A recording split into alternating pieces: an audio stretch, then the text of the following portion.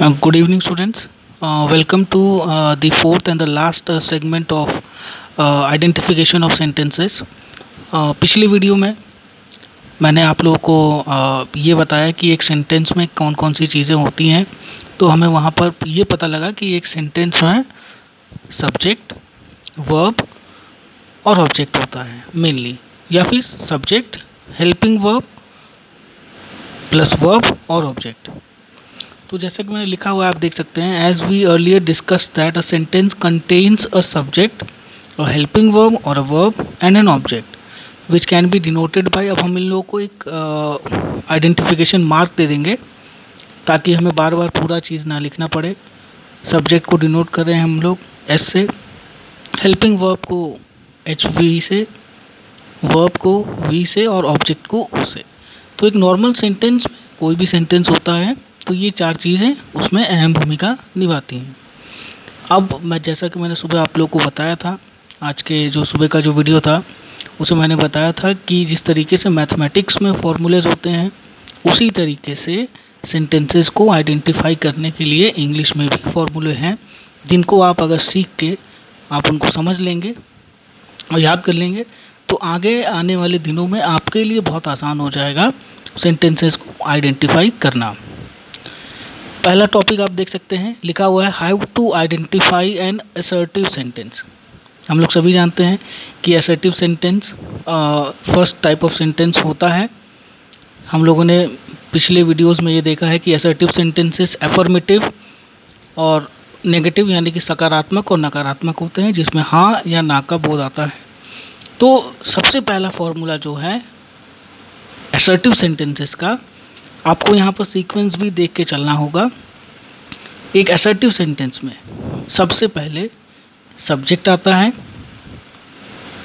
फिर वर्ब आता है, फिर ऑब्जेक्ट आता है। या दूसरा फॉर्मूला आप देख सकते हैं, सब्जेक्ट आता है, अगर हेल्पिंग वर्ब है तो वो पहले आ जाएगा, फिर मेन वर्ब जिसको वी से डिनोट कर रहे हैं, और ऑब्जेक्ट। एग्जाम्पल आप लोग देख सकते हैं। पहला एग्जाम्पल जो है, राम गोज़ टू स्कूल, यानी कि राम स्कूल जाता है। आप देख सकते हैं कि राम सब्जेक्ट है, गोज़ कोई काम को, क्रिया को डिनोट कर रहा है तो वर्ब है, और ओ ऑब्जेक्ट है। तो राम गोज़ टू स्कूल, तो राम सब्जेक्ट, गोज़ वर्ब और टू स्कूल ऑब्जेक्ट। या फिर वी लिव इन इंडिया, हम लोग इंडिया में, हम लोग भारत में रहते हैं, तो we subject, live verb, in India object. या फिर Ram is going to school और she has done her work. तो फॉर्मूला बहुत ही आसान है ये, हम लोग सारे हम लोग पढ़े थे कि सेंटेंस में सब्जेक्ट वर्ब ऑब्जेक्ट होता है, तो इनको सीक्वेंशली अगर लगा देते हैं, सब्जेक्ट पहले, वर्ब बाद में और ऑब्जेक्ट उसके बाद में, तो एक असर्टिव सेंटेंस बनता है। अब आते हैं इंटरोगेटिव सेंटेंसेस में, इनको कैसे आइडेंटिफाई करना है हमें। तो देखिए लिखा हुआ है, a simple interrogative sentence is made by placing the helping verb. जो सहायक क्रिया होती है उसको हमें कुछ नहीं करना है, बस सब्जेक्ट के हमको पहले उसको लगा देना है। आप पहले वाले अगर आप फॉर्मूला देखेंगे तो उसमें था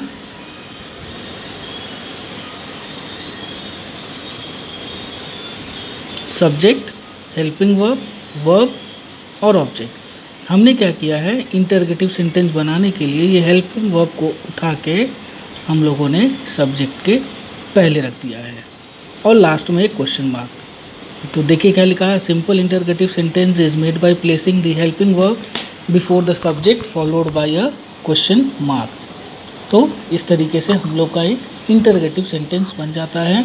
इंटरोगेटिव सेंटेंस दो तरीके के होते हैं, मैं आगे आने वाले वीडियोस में उनको आपको बताऊंगा। फिलहाल ये आप इनका जो फॉर्मूला है उनको आप लिख सकते हैं।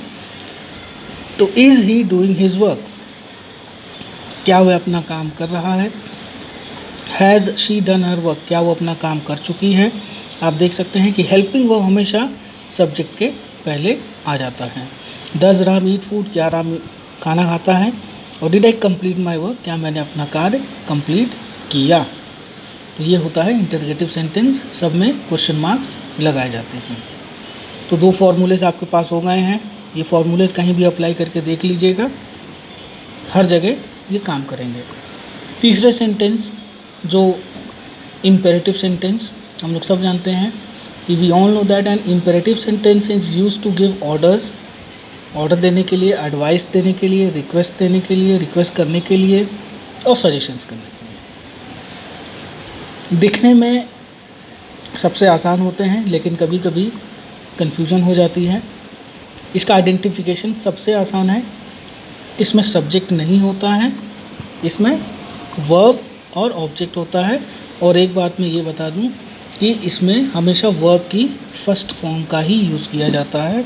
ये चीज़ हमेशा याद रखिएगा कि इम्पेरेटिव सेंटेंसेस में वर्ब्स की फर्स्ट फॉर्म को ही यूज़ किया जाता है, सेकेंड या थर्ड कोई फॉर्म नहीं यूज़ की जाती है। फॉर एग्ज़ाम्पल कम हेयर यानी कि इधर आओ, ऑर्डर देता है। सिट डाउन बैठ जाओ, स्टैंड अप खड़े हो जाओ, रिस्पेक्ट योर एल्डर्स अपने बड़ों की इज्जत करो, ये एडवाइस है, सजेशन है। Please give me your pen, ये रिक्वेस्ट है। हेल्प अदर्स दूसरों की मदद करो, ये है एडवाइस या सजेशन। तो आप देख सकते हैं कि इसमें कम, सिट, स्टैंड, रिस्पेक्ट, गिव और हेल्प ये सारे ही वर्ब के फर्स्ट फॉर्म हैं। आप एक बात पूछना चाहेंगे सर इसमें सब्जेक्ट ही नहीं है और बिना सब्जेक्ट के एक सेंटेंस कैसे बन सकता है? तो ये बात याद रखें कि अगर हम किसी को ऑर्डर देते हैं या किसी को एडवाइस देते हैं तो जाहिर सी बात है कि वो सामने वाला ही है, किसी तीसरे व्यक्ति जो हमारे सामने नहीं है। हम उसको ऑर्डर तो दे नहीं सकते हैं, हम उसको एडवाइस तो दे नहीं सकते हैं, रिक्वेस्ट या सजेशन भी नहीं दे सकते हैं। तो इसीलिए एक बात हमेशा जाहिर है ये कि अगर हमें ये कुछ ऑर्डर्स देने हैं या कुछ भी करना है तो अपने सामने वाले को देंगे, और सामने वाले को हमेशा यू यानी कि तुम या आपसे डिनोट किया जाता है। तो इसीलिए ये कहने के बजाय कि तुम खड़े हो जाओ या तुम बैठ जाओ या आप बड़ों की इज्जत करो, हमें मालूम है कि हम बात सामने वाले से ही कर रहे हैं, इसीलिए यहाँ पर यू को नहीं लगाया जाता है। अननेसेसरी चीज़ों का इंग्लिश ग्रामर में कोई भी जगह नहीं है। तो आप नोट में दे सकते हैं you is the hidden subject in an imperative sentence. बढ़ते हैं नेक्स्ट तरफ, आइडेंटिफिकेशन ऑफ ऑप्टेटिव। तो ऑप्टेटिव सेंटेंस क्या होता है? These kinds of sentences are used to give boon और कर्स टू एनीवन। किसी को आशीर्वाद या किसी को अभिशाप देने के लिए इन तरीके का सेंटेंस होता है और इनका भी फॉर्मूला है। ये फॉर्मूला में सबसे पहले मे आता है, फिर सब्जेक्ट, वर्ब की पहली फॉर्म और ऑब्जेक्ट। जैसे मे गॉड ब्लेस यू, भगवान तुम्हें आशीर्वाद दे, भगवान तुम्हारा भला करे। या may you go to hell, तुम नरक में जाओ। या मे ही लिव लॉन्ग, वो सालों साल जिए। तो फॉर्मूला बहुत ज़रूरी है, फॉर्मूला देखिएगा। आप देख सकते हैं कि अभी तक जो भी हम लोगों ने 4 तरीके के सेंटेंस पढ़े हैं, हमें अगर फॉर्मूला ही मालूम चल जाएगा तो हमें ये पता चल जाएगा कि सेंटेंसेस किस टाइप के हैं। नेक्स्ट आते हैं how to identify an exclamatory sentence.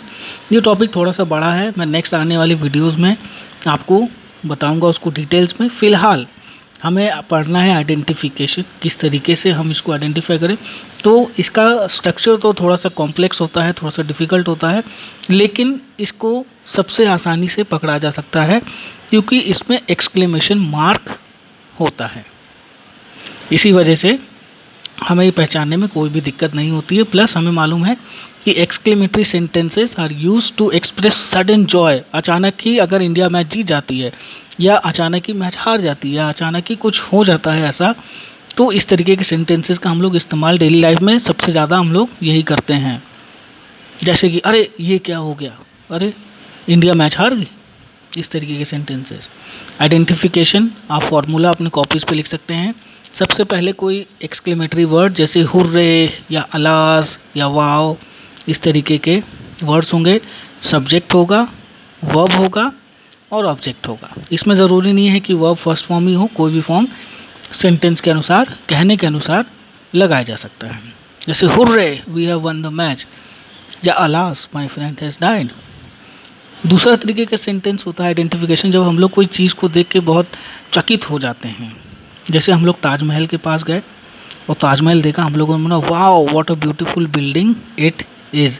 तो इन तरीके के सेंटेंसेस आइडेंटिफिकेशन तो बहुत ही आसान है क्योंकि एक्सक्लेमेशन मार्क है, लेकिन आप यहाँ से फॉर्मूलाज भी देख सकते हैं। तो स्टूडेंट्स, आई होप कि ये सेशन आपको क्लियर रहा हो। मैंने पूरी कोशिश की आपको कि जिस तरीके से फार्मूलाज मैथमेटिक्स में बनाया गया है तो बच्चों को आसानी से समझने के लिए मैंने इंग्लिश में भी ये फार्मूलाज जो है वो आप तक लेके आए हैं। आप बार बार इन फार्मूलेज को प्रैक्टिस करेंगे, डेली टू डेली करेंगे तो ये आपको आसानी से समझ में आ जाएंगे। कौन सा वर्ड कहाँ लगाना है ये भी आप धीरे धीरे समझ जाएंगे। सो आई होप कि this session was pretty clear to all of you. We'll come back in the next sessions. Thank you.